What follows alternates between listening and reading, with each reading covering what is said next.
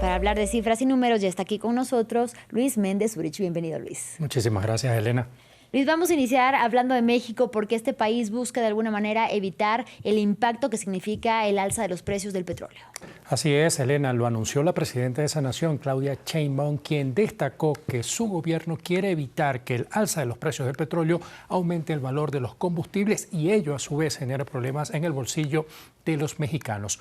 Durante su rueda de prensa matutina, Sheinbaum destacó que su despacho trabaja en conjunto con la Secretaría de Energía y la Comisión Federal de Electricidad para establecer el plan de acción ante el aumento de los hidrocarburos. Por otro lado, la mandataria destacó que la nación cuenta con una producción considerable de petróleo y derivados que le permitiría aguantar choques externos.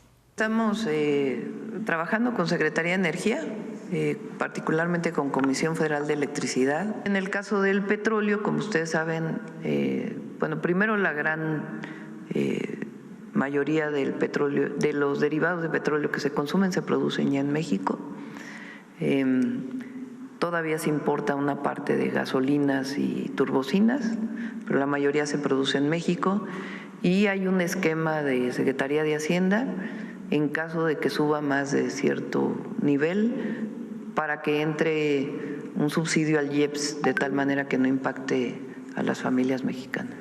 Quizás una de las ventajas que vale recordar es que el precio de la gasolina en México y con ello pudiese estar jugando el gobierno es que no está directamente influenciado por el valor del barril de petróleo. Esa nación cuenta con una especie de venta libre desde el año 2018, donde el precio del combustible se establece tras una ecuación que toma en cuenta, además del valor del crudo a nivel internacional, una referencia de los precios internacionales de la gasolina. Aunado a eso, también se toma en cuenta el tipo de cambio dólar peso mexicano, los costos de logística, los impuestos y el margen de ganancia de las empresas que venden en producto. Ya en enero, la presidenta Claudia Sheinbaum había hecho un llamado a los empresarios del sector para que no especularan con las utilidades que obtienen por cada venta. Asimismo, el gobierno de México cuenta con un mecanismo fiscal que ya lo anunciaba la presidenta, que en este caso tiene que ver con una reducción del impuesto especial sobre la producción y servicios, que en este caso funcionaría como una especie de subsidio para disminuir el precio de los combustibles. Por último, vale decir que México importa, como bien lo apuntaba la mandataria, una parte de los combustibles del mercado, puesto que la capacidad de refinación interna no satisface la demanda de la población. Pero así vamos a darle una mirada al precio del barril de petróleo. Este cerró el día miércoles en $81.65 el llamado crudo Brent, ese de referencia para Europa, al tiempo que el West Texas se elevó un 0,52%, esto respecto al día de ayer para cerrar en $74.95. Luis, pero además en este contexto que bien decíamos del conflicto en Medio Oriente, no solamente ha subido el precio del petróleo, sino también del gas. ¿Cómo impacta entonces en la vida de los consumidores? Así es, Elena. Si bien el alza de los precios del petróleo genera preocupación, el del gas también. Y es que ambos elementos van a impactar directamente los bolsillos, pues apuntan a un aumento de la inflación. Recordemos que en días recientes Qatar Energy anunció que paralizaría la producción de gas natural licuado y este elemento es utilizado para la producción de energía con una emisión de 45 a 55% menos de dióxido de carbono que el uso de carbón o del petróleo. De las reservas probadas de gas en el mundo, el 41% de ellas se encuentran en Medio Oriente. Qatar Energy envió casi el 81 millones de toneladas métricas de gas en el año 2025, una cifra que ayudó a equilibrar la demanda mundial de este producto, pero también hay que señalar que más del 80% de esta cifra se destinó a los mercados asiáticos, principalmente China, Japón, India y Corea del Sur. Fuera de la zona de conflicto, las mayores reservas se encuentran en Rusia, al tiempo que en el continente americano es el Estados Unidos el mayor productor. Pero el área de Sudamérica y el Caribe se erigen como un lugar atractivo para los inversores en esta área. La región concentra el 4% de las reservas de gas del mundo y de ese número, el 64% de ellas se encuentran en Venezuela. Esta nación cuenta con reservas probadas por cerca de 201 billones de pies cúbicos. Seguido de Venezuela se encuentra Bolivia, México y Trinidad y Tobago.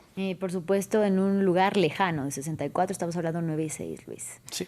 Bueno, como bien lo indicabas, este impacto ha sido a nivel mundial, por lo que desde Rusia hay opiniones respecto al aumento de los hidrocarburos. ¿Qué dicen? Así es, Elena, pues fue el propio presidente Vladimir Putin el que se pronunció al respecto, al señalar que si bien los precios se han disparado como consecuencia de la guerra, recordó que ya los precios del gas estaban elevados como consecuencia de las restricciones occidentales tanto al gas como al petróleo ruso. Putin indicó que todo este panorama está abriendo nuevos mercados a los hidrocarburos rusos, por lo que ante el plan de la Unión Europea de prohibir totalmente la importación de gas ruso para el año 2027 y además la limitación de establecer nuevos contratos a corto plazo a partir de finales del mes de abril, Putin señaló que lo más beneficioso para su país sería dejar de abastecer el mercado europeo y centrarse en esas nuevas opciones.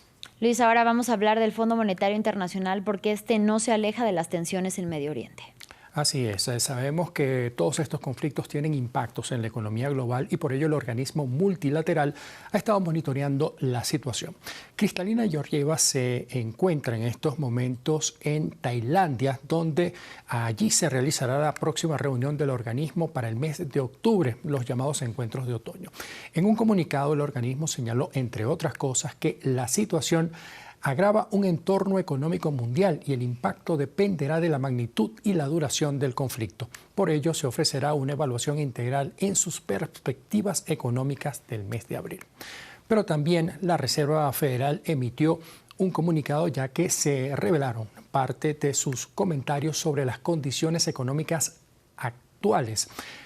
Este es conocido como el famoso libro Page y revela, entre otras cosas, buenas perspectivas para la Unión Americana, ya que la actividad económica subió levemente y los niveles de empleo se mantuvieron estables en las últimas semanas.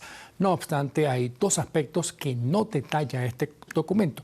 Primero, su recopilación se generó antes de conocerse el fallo que revertía las órdenes ejecutivas de Donald Trump respecto a los aranceles. Y por segundo lugar, este documento no está midiendo el impacto que puede tener en la economía estadounidense esta guerra con Irán. Dos aspectos seguramente muy importantes para las perspectivas del Banco Central estadounidense. Así es. Muchísimas gracias, Luis, por la información económica. A ti, Elena, un placer. Nos vemos mañana.